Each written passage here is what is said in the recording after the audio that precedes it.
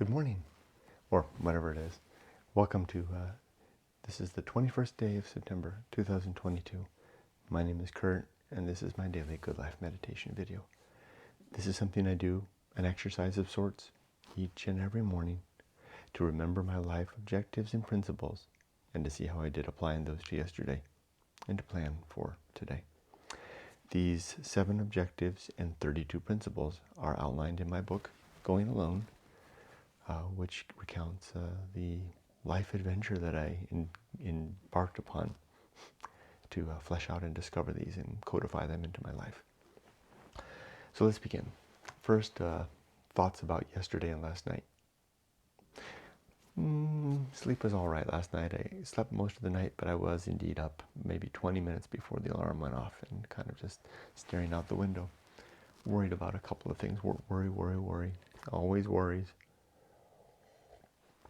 Worried about work, worried about my lease coming to an end in about a month and a half, where I'm going to live, worried about paying bills, worried about my projects, worry.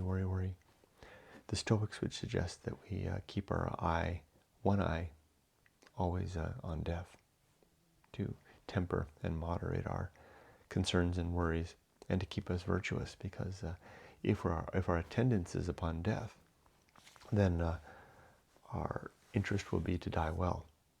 To die well means to die virtuous, having left a virtuous life in our wake. It will be less tempted to compromise our values for immediate ends, temporary corporal ends, when we have the end of our life to contemplate, and wishing to leave well, wishing to leave with people perhaps thinking about us and missing us, rather than counting the blessings that were gone. Wow.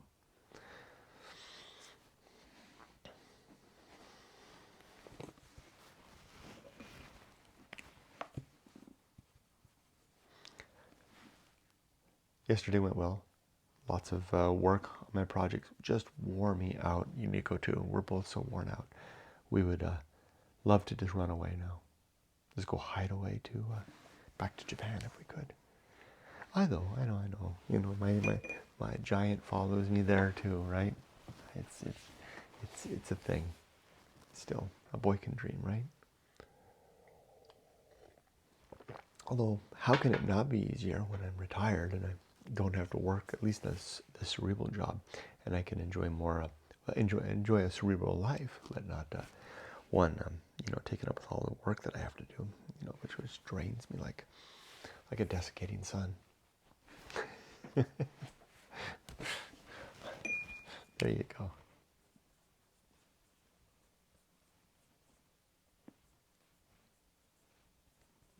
Anyway, let's carry on.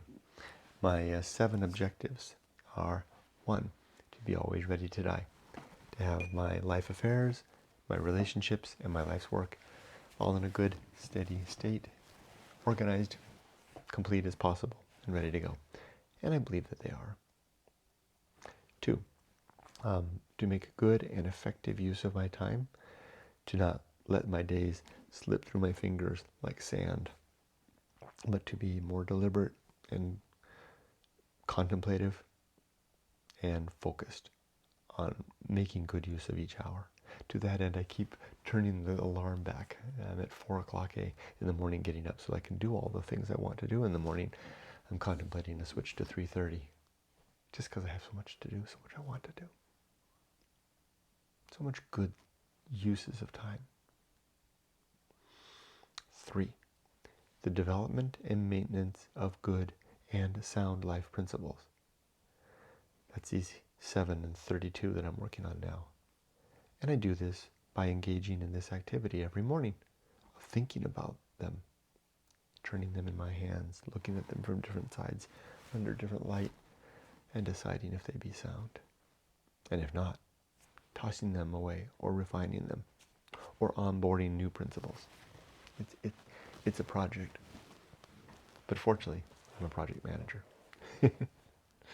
4, to cultivate good emotional reactions, just to become a man who reacts well to the circumstances that I encounter every day. Not flying off the handle, not losing my cool. And I did fly off the handle just a little bit. And it's funny how it must have been pretty bad, because it came through in the Teams chat that I was on work, and one of my co-workers sent to me across the way, "Take a deep breath, Kurt, take a deep breath." And I'm like, "How did you know?" I'm looking around. I told her, "I'm looking around for the camera in the room. How did you know that I was losing my marbles?"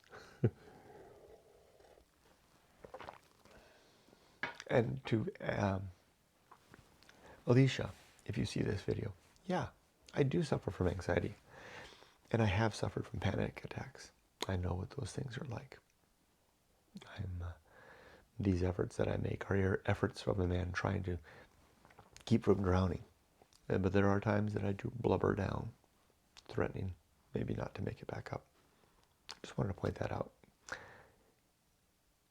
Number five, I think, or maybe it's 4, is the performance of good actions.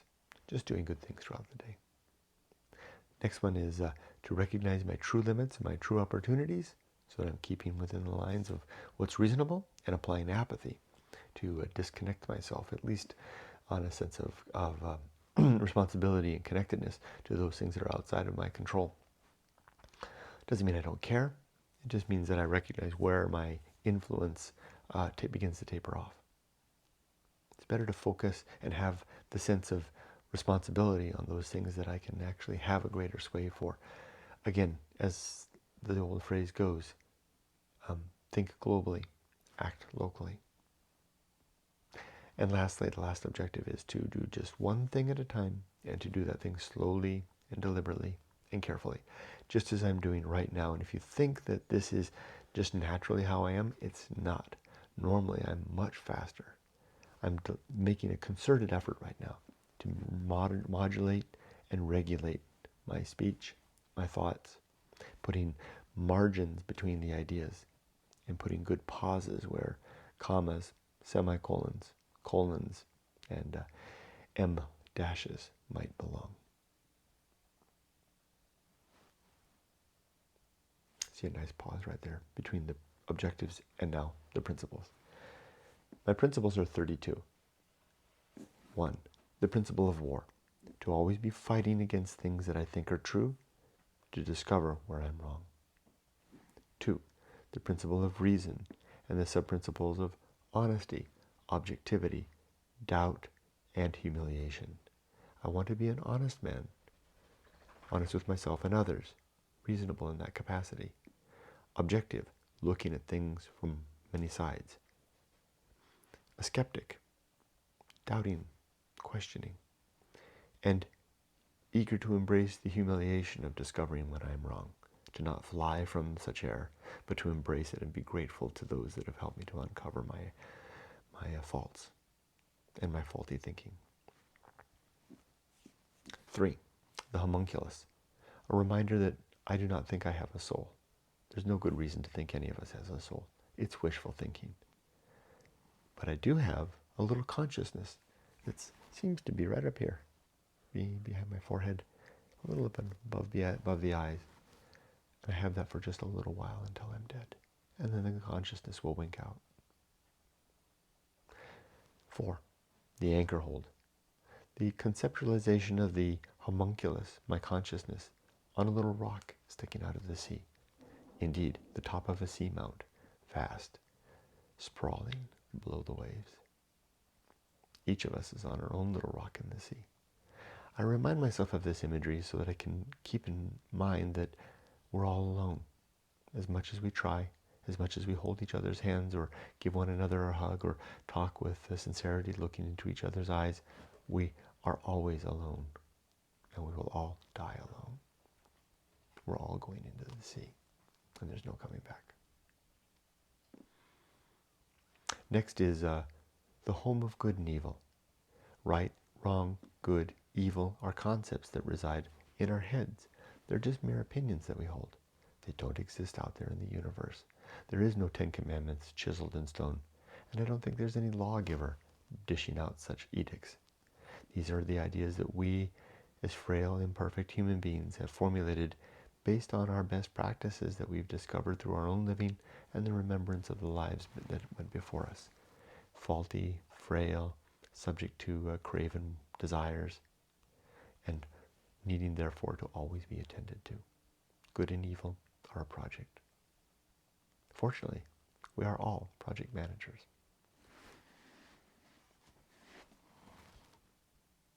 That's good enough. Next is the principle of purpose. To have a purpose in life. My purpose are three. One, to be a good husband and father, fulfilling the biological mandate. Two, to be a virtuous man, seeking to improve the well-being of thinking creatures. Three, to fulfill whatever personal mission I choose to undertake in the course of my life. For me, I've chosen to share the story of my book, Going Alone, available on Amazon and at goingalone.org if you want a signed copy, which includes in the chapter called The Good Life, this Good Life Creed, 7 objectives and 32 principles. Where'd the little dog go? Oh, there he is. Next is the atomic principle, a suggestion that we are all reducible to atoms, molecules, compounds, everything and everyone, and we will be reduced to our constituent parts, reused in some capacity, rendered into energy elsewhere. But that'll be the end of us. Our lives are finite, coming to a very soon end. Next is the principle of nature. Everything has some particular nature, including you, including me, the dog, my cup, the day. It's good to apprehend what the nature of a thing is, or what the nature of someone is, so that we can do better with them and deal with them. It's my nature to be anxious about work. It causes me to stay up at night, to wake up early, to stare out the window at the rising moon, Venus on the horizon. It's my nature. Next comes the pirate ride, a funny name for a principle where I suggest that free will is an illusion, like the pirate animatronics on the Disneyland ride, Pirates of the Caribbean. R-A-D, bam! So too, you and me, each of our days, although we're much more convincing in our seeming willfulness, I don't think it's willful. I think we're making choices, but I think we're kind of puppets, being driven by not a puppet master, but by the strings of the universe connected to us in every point of our being, jostling and pushing us and tugging and suggesting our every move and our every thought. We seem to make our own choices, but the universe has everything to say about it. Next is the principle of maturity, and the 3 sub-principles of honesty, objectivity. No, I'm getting myself mixed up. Maturity has the 3 principles of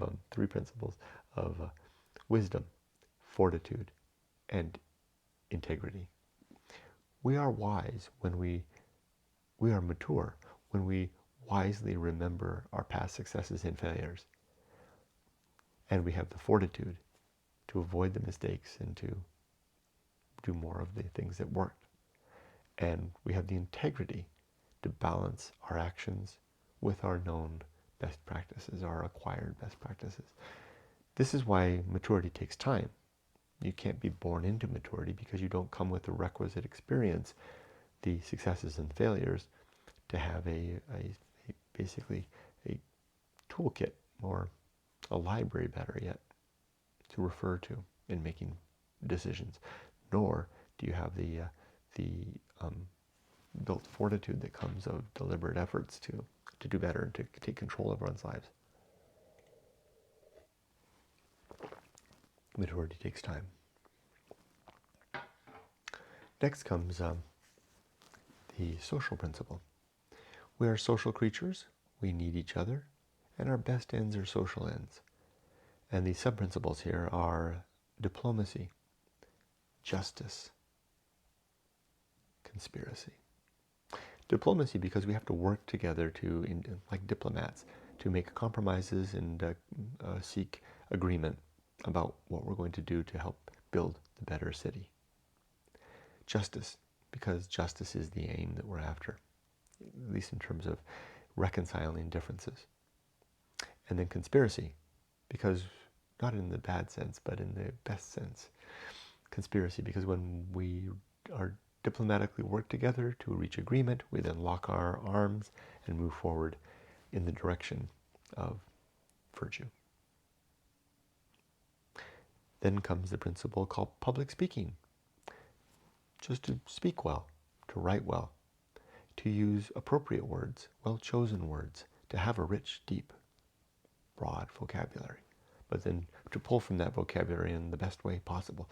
Not to flatter or to impress, but to convey meaning in the most clear and concise manner possible in both written and spoken form.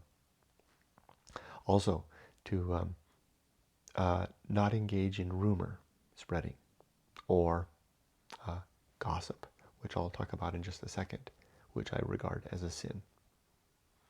There's one more principle and sub-principle in there that I'm forgetting. There's 4 of them, I'm sure. Oh, prudence. Prudence is our ability to, in the moment, to regulate what's coming out of our mouths or out of our pen relative to our value set, so that we are doing things in alignment with what we think is good, bad, and towards the aims that we've endeavored to achieve. Next comes a few that go together. I think it's 5. Temperance. Life will not go well. The horror show. The Feast of Offal. No, that which must be born, and then the Feast of Offal. Let's do them. Temperance is our ability to control our consumption of what? Of everything. Of what we eat, of what we drink, how much we work, how much we play, how much sex we have even, how much we read, how much TV we watch, how much we, just do everything, right? Everything in moderation, good amounts, how many cookies we eat. I had 2 last night, Yumiko had 1. I probably could have got by with 1 or 1.5. A little more temperance. It's a good skill to have, a very stoic virtue. Excuse me. Number 2 is life will not go well. It won't. It doesn't mean it won't be good. It'll have speed bumps. Things will happen throughout the day. We won't get things done the way that we imagine in our mind, and that is to be expected. I'll get a flat tire. On the way to work, there'll be a fly in my Chardonnay or a black cloud on my wedding day, as Alanis Morissette would say. This is to be expected. 3 is the horror show. Sometimes life goes so poorly as to constitute what I call horror. Horror is the stuff that's almost impossible to bear. The discovery of a deadly disease in the family that one of us is suffering, or needing to take your pet in to have it euthanized, or discovering that you're wiped out and you're in poverty. The list goes on and on and on. You can do it. And the thing is, the horror show is happening all around us. It's happening to all the people. It's happening up and down the street of 50 houses, 10 of them having horrifying events. It's 5:20 in the morning right now. I'm sure there's 3 or 4 people on this block sitting there waiting for the alarm to go off, not knowing how they're going to face down the day. Horror. Abject. Deliberate. Jason Voorhees level horror. Now, Epictetus would suggest that we look to the horror, the potential horror in our lives, to brace ourselves for the coming day, the coming potential.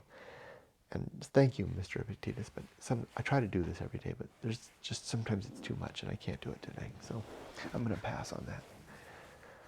It's a weak, soft spot for me. The horror, I can't take it sometimes. It's too much. I was thinking horror earlier. I was laying in bed, and I was thinking about the little dogs that are in the cages today, over in maybe South Korea, that are going to be slaughtered and consumed by diners. I know, pigs, sheep, goats, cows, horses, chickens, you name it. It's all horror. Okay, there I went there anyway. And now it's like a bam, hard slap in the face. Damn it. And when I get to this point, it always wants me to say bad friggin' words. I'm going to resist it tonight. I want to say the F word and the S word and strew them all off because the whore pisses me off so much, but I've got to restrain myself. Instead, I just have to try to live a more deliberate life in pursuit of my principles. Choose the Beyond Burger. Okay, calm down, Kurt. Thank you, Epictetus. It is a good exercise. Okay, back on track. The Feast of Offal is the next principle. That's what happens when we get upset and we blow up into the world. We let everything that piles up inside kind of reach a volcanic crescendo. The sad thing is, we blow up typically in front of our family and our friends, our loved ones. There's something about the kind of a cathartic effect of spewing our upset onto others that gets it out. It's different. The Japanese tend to yell their upset into a mountain wind. A much more mature way to do it. They do blow up in front of others, but much less than I think we do here in the West. I used to do that. I still have all the upset inside of me. I feel a whole pile of it just now from what I was just thinking with my Epictetus's moment about the animals. But I don't blow up anymore. It's been a long time since I've even been tempted to do that because I've developed and found other ways to do it, namely through cognitive consideration, using my stoic apathy, my stoic temperance, my self-control. And contrary to what we were told in the 70s, that, serenity now, and maybe this is more of a Seinfeld reference, insanity later, it's not the case. You can hold it in and you can release it out through an escape valve out the side through deliberate efforts, but you have to be deliberate. Anyway, I've talked long enough about on that one. The last one is, that was the last one. Did I say that which must be? Oh no, I forgot one. That which must be born. It goes ahead of the Feast of Offal. That which must be born is a reminder that the stuff, the hard stuff, the things that won't go well, and the horror show, we must bear that as adults. We can't run away from it. Sorry. It's just what we have to bear. So Alicia, in our talk yesterday on Facebook, you said, I'm sorry to hear, Kurt, that you suffer from anxiety and that I do suffer from panic attacks at times. And I said, it's okay, I've learned to live with it. This is what I mean. I've learned to live with it because I simply bear it. And I use fortitude to move on. Sometimes, is it hard? It's incredibly hard. Do I want to run away screaming at times? You bet. I don't do it though. Does it mean I'm stronger than anybody else? No. It just means that I'm trying, paddling like hell under the surface, like the duck, like the proverbial duck.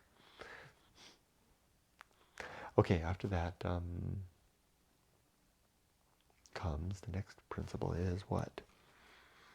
Oh, the best seat in the house.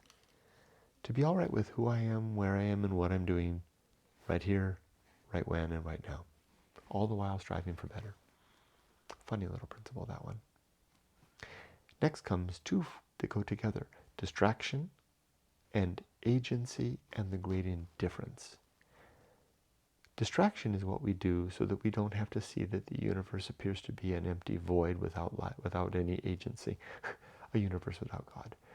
So we do that by keeping focused on our work and our family and our TV and our sports and our church and our God. We close our ears to the emptiness. We blind ourselves, keep our heads down, focused on the distractions of the day, so that we don't have to see the thing that I call the great indifference, which you can see too, but it's hard to do. You have to go to a desert moonscape, landscape, all by yourself, far away, well within reach of danger. Off you go. But watch out, you might die. You might see it. The Bristol Mountains in the Mojave Desert do the job. But again, go alone. That's the title of my book. But I don't recommend to go. If you don't want to risk death, don't go then. Stay with your distraction. It's fine for a lot of people. Okay, then we did 2 there, and then distraction, agency, great difference. Then comes the Restless Man. It's a 3-fer. Restless Man, the Path of Wildness, the Great Life Adventure. The Restless Man is that uneasiness that some of us feel, not all of us. Some of us, particularly men, I think, feel towards some adventure in life, something going off and doing something, particularly young men. Some women feel it too. I think it comes from our old hunter-gatherer days when we were kind of driven to go over the next mountain to see what was out there. And as a result, we got fresh game, fresh water, fresh resources, and found people we could trade with. So it was a beneficial thing to become part of our being, to kind of desire this type of adventure. We still have it, particularly men. And if you have it, and you ignore it, it'll probably pester you all your life. And it gets more and more frustrating as we go. If you listen to it, then you embark on what I call, and this is the next principle, the path of wildness, which is easy to find. It's the course of a stream. It's leaves blown in the wind. It's a beast's track through the brush and the direction of our first inclination. We step upon the path when we look at a life option and we think, I want to go off and do that thing. I want to break out of what I'm in now and go off and do that thing. And then we weigh the options, collect the facts, give ourselves some time, and then make a choice. If we're not ready to make a choice, a little more time, and then make a choice. But you can't do this forever. Eventually, you need to, like they say, poop or pot, get off the pot. I recommend, if you are ready to make the choice, but you don't have all the facts, maybe listen to your gut and go in the direction of your gut. Probably your gut's going to say, go do it. And off you go, leaving behind a current status quo, off into a new adventure. A great life adventure, which is the next principle, the last of those 3.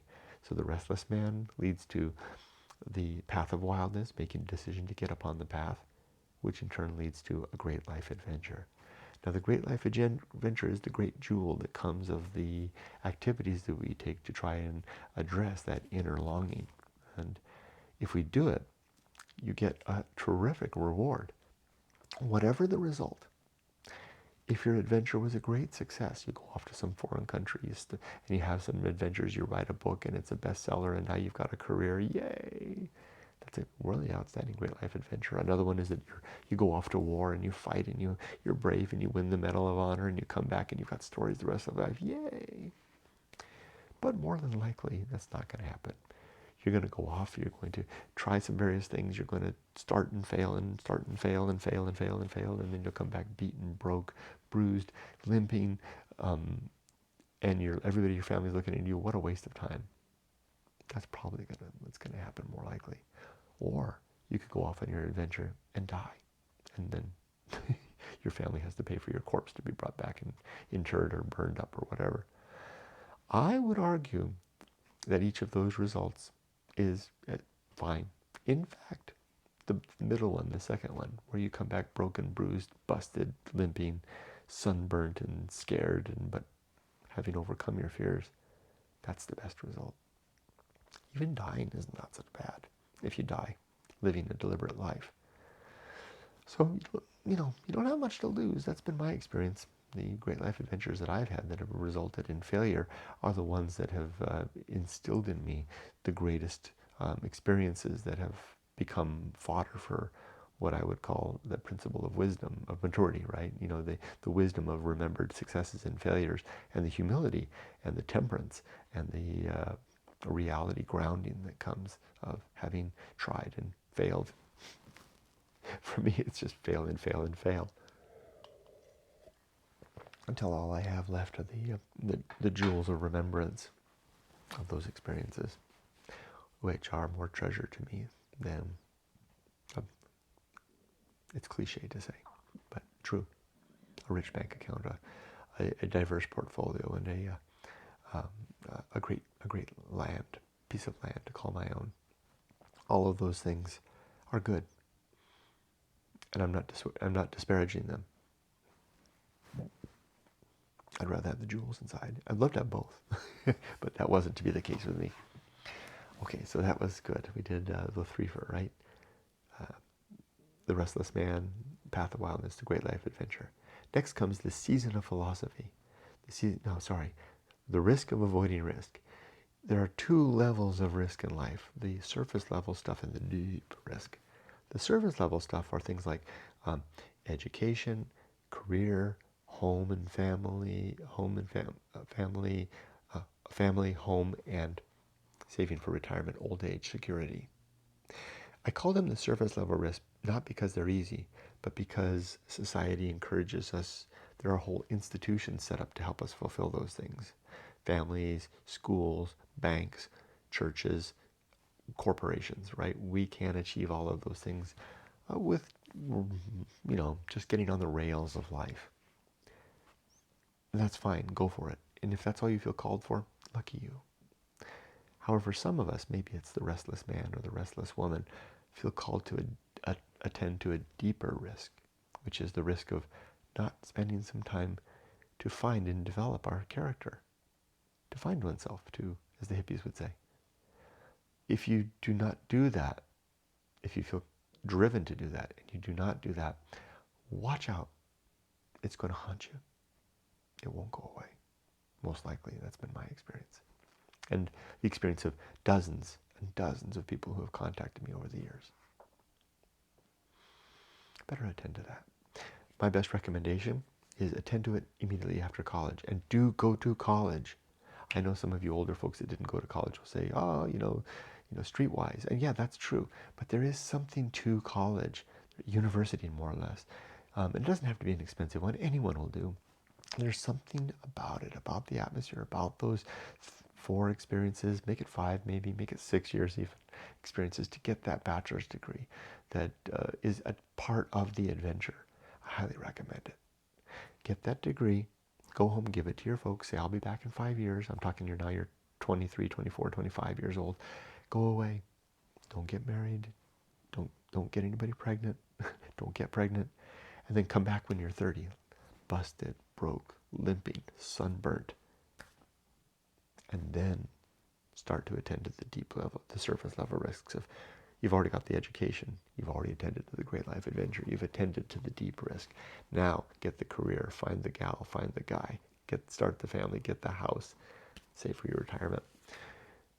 Your reward will be that later in life, your smiles will come more from your eyes than from the corners of your mouth. There's more of an inner light, an inner smile that comes. Sure, you'll be 5 years behind your peers that jumped into their careers ahead of you. They'll be your bosses for all of your career, unless you have some exceptional talents. But you'll have the better stories. Okay, next is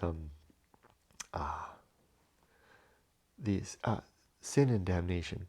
There are 7 sins in my worldview. These are falsity, being untrue, being a liar, being a damned liar, credulity, believing things too readily, being a damned fool, faith, believing things where we use the fact that we believe as the foundation, the evidence for the belief, which doesn't make any sense at all. That's totally circular. It's quite lazy. It's ridiculous. Faith is a grave sin. I have no idea how in contemporary society faith has come to be regarded as a virtue, to be faithful, to hold something on faith. That is a capital sin to anybody that gives a damn about the integrity of their thinking or their worldview. Superstition, belief in things that are categorically unfounded and are not worthy of being held as true. Just try to dig into them. How far can you go with Bigfoot or the Loch Ness Monster? Not far, I think. Dogma, believing things because it's the blessed tradition. It's always been that way. Look at the great canonical book that we've got that says it's true. None of those are good reasons to believe something. Authority, believing something because the person or institution that proclaims it seems to know what they're doing. They've been around forever. They burn a lot of incense. They wear a funny hat. They speak so well up to the pulpit. These are not good reasons to believe. We need to enlist our critical senses and faculties to do better. And then finally, gossip. I like to throw rumor in there as well. Don't gossip. Gossip, of course, being where we're talking about other people in such a way that if we discovered they were standing behind us listening, overhearing what we're saying, we'd be embarrassed. That's something not to do. These 7 sins, falsity, credulity, faith, superstition, dogma, authority, and gossip, aka also rumor, are the sins in my worldview, not sins against God, because I don't think there is any God. They're sins against our better efforts at living. And the consequence of those is damnation, not in an afterlife, which I don't think there is any, but damnation in the here and now. Next comes complete oblivion. After we're dead, since I don't think we have a soul, there is no God, no heaven or hell, no afterlife, no eternity. If that's the case, then there'll be no reunion with our loved ones, because none of us will survive. There'll be no chance to reconcile our differences. So we better make the efforts to that now. And there'll be no chance for final justice, because there's no forum or venue for justice after life, and no justice giver. So seek after reconciliation, reunion now. Seek after reconciliation and work towards creating a more just society in the moments that we have. Why not today? Next is the season of philosophy. This is a time to record what we've learned along the way when the muse strikes. And the muse is a funny thing. It kind of comes of its own volition. It appears and it throws some words out, and then we have an idea. So keep a little something that you can write with handy, and a pen, so that you can write those things down and then record them. Save them away. Keep a little book. Put it somewhere prominent, so that when you're dead, your loved ones can find that and refer back to your thoughts. Because it's like there's kind of these become more valuable after we're gone, and your children and your grandchildren are going to be curious. Next comes the bullseye aim, shooting for the mark. Bullseye right in that thing, bam, but usually missing. Sometimes by a lot. Sometimes the whole board we miss it, and it goes and it hits the haystack behind. Or so to be expected, right? So as I begin my workday today, meetings, emails, etc., I'm going to expect to mostly miss the mark. Try my best. Good efforts of public speaking, but I'm going to miss the mark a lot. Next is the uphill climb. Life is an upward trudge, always moving forward. A better view today than I had yesterday. Remembering to make the hard work of climbing through life, that is. Climbing to get better. Not digging a hobbit hole into the side of the hill where I'll sit in a sofa all day watching reruns on TV. That's not life for me. Thank you very much. Then comes the arena and utility. Life is an arena for the development, the hard work to winnow out principles and objectives that are useful to us in living better, and then to use those throughout the day, every day, towards better living. Then nothing is enough, second to last principle. Whereas Temperance says, let's try to get by with less.